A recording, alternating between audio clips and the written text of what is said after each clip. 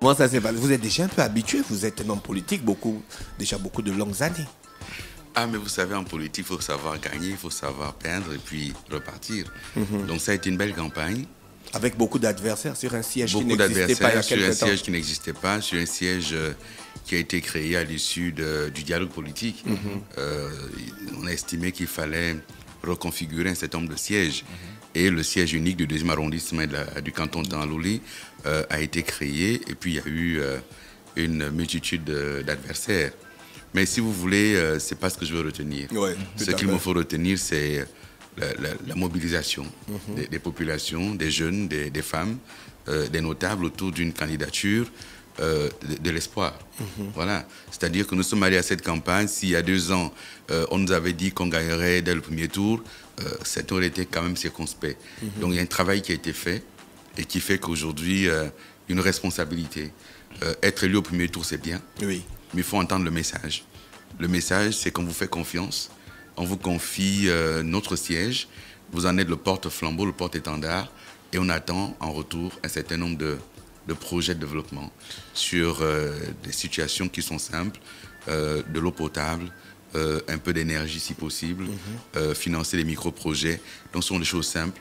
Et nous sommes très heureux parce que nous avons été élus sans aucun engagement, sans aucune promesse, simplement présentant le projet du chef de l'État et le bilan qu'on peut en tirer.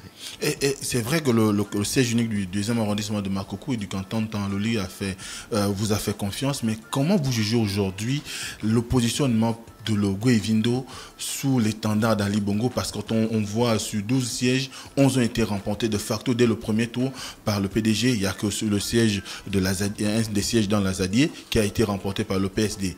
Qu'est-ce qui traduit aujourd'hui cet engagement des populations de votre province derrière la politique d'Ali Bongo? Lorsqu'on connaît le Vindo, ce score peut paraître comme un paradoxe.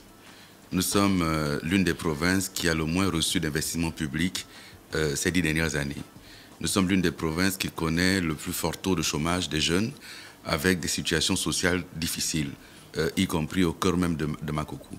Mais dans le même temps, nous avons compris que c'est en étant derrière le chef de l'État et le gouvernement qu'on peut obtenir un certain nombre d'avancées.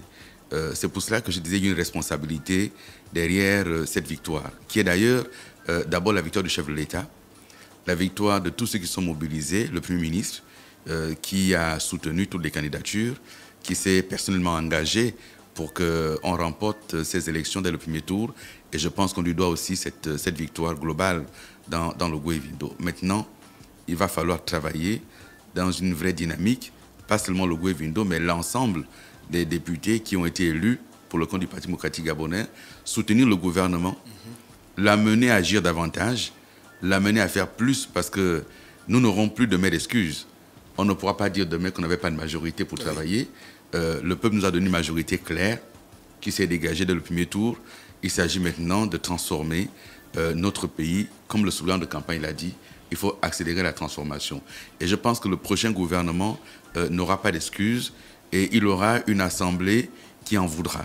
Une assemblée qui va le pousser à faire davantage, parce qu'il faut que le projet du chef de l'État soit traduit en actes. Mais vous ne pensez pas quand même une assemblée déjà à majorité PDG ne souffrirait pas du caractère monocolore et qu'il n'y aura forcément pas de débat pour pouvoir pousser le gouvernement à régler les problèmes, notamment si on prend le cas de votre province où il y a toujours des problèmes d'infrastructures routières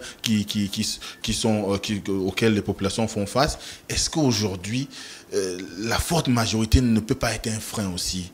Lorsque vous le dites, c'est parce que vous ne prenez pas en compte tous les débats internes qui traversent le Parti démocratique gabonais. Vous savez qu'il y a eu l'élection des membres du bureau politique et ça n'a pas été simple. Il y a aujourd'hui un vrai renouvellement de l'élite politique au sein du PDG. C'est plus de 75% de renouvellement pour ce qui est des élections locales, plus de 65% de renouvellement pour les législatives. Ça veut dire qu'il y a de nouvelles élites qui arrivent, qui en veulent et qui vont pousser.